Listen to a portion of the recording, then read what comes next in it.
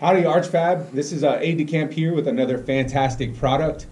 Today we're sharing a module on the 5 dysfunctions of a team, which is another Patrick Lencioni fable style story here. So the way that this module is going to break down is in this first segment here, the first unit, we're going to be talking about just like summarizing the book for you, kind of giving you some like general ideas about what the book is about and how it's framed up.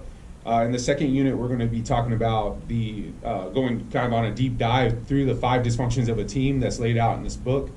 And then in the third module, we're actually going to take a look at this book kind of through the lens of the aide de camp leadership values that we presented in the Ted Lasso module. And we're going to just wrap it up with like kind of our big takeaways. So yeah, that's what you can expect from this module. So thanks for joining us.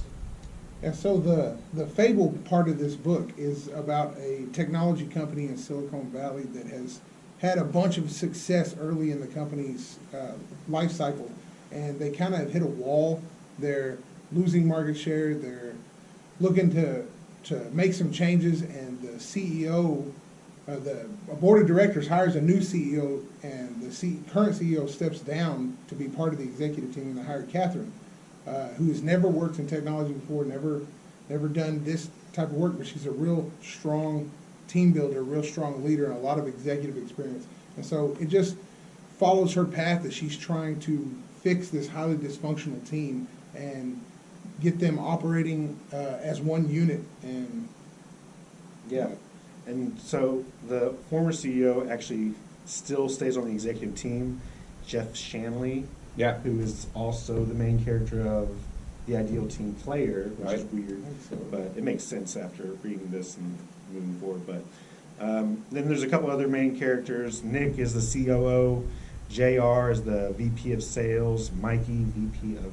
Marketing, Carlos, Customer Support, Martin, my personal favorite character in the book, because I think he's pretty funny, is the Chief Technologist, and... Yeah, he's like Chief Engineer. Chief Engineer, yeah. And Jan, who's the CFO. So it kind of follows, that's the team. Catherine leads it. She's hired by the, like you said, board director.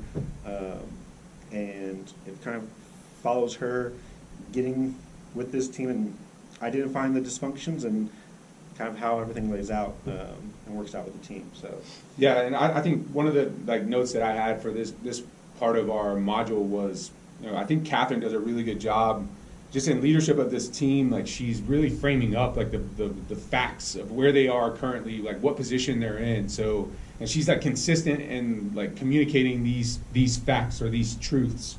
And so the first one was we have the most experienced, or we have a more experienced and talented executive team. So they've got great team members, like individually they're top class, first class in that industry. They have more cash as a company than their competitors. They have better core technology, in big part to Martin, what his team has built out. And they have a more powerful board of directors. So those things, like those 4 truths are kind of what she lines out throughout the book. But despite those 4 things being true, they are also behind 2 of their biggest competitors in terms of revenue and customer growth. And so I think she just does a really good job of like framing that up and being consistent and communicating that to her executive team. It also kind of frames up where the company is in progress with, within the framework of this book. So I think it's important for people to understand like why is it important to look at your team structure and how your team works together. I think in this situation, they have a ton of resources. They've got the right people, they've got the right systems, the right products, the right processes maybe. But they're still not seeing success, and why is that? And we end up finding out why, right? yeah, I think Patrick Lencioni frames it up really well in the intro to the book before they get into the fable, and he says like teamwork is so valuable because it's so rare, and that's really what the whole premise of the fable is. Right. Yeah.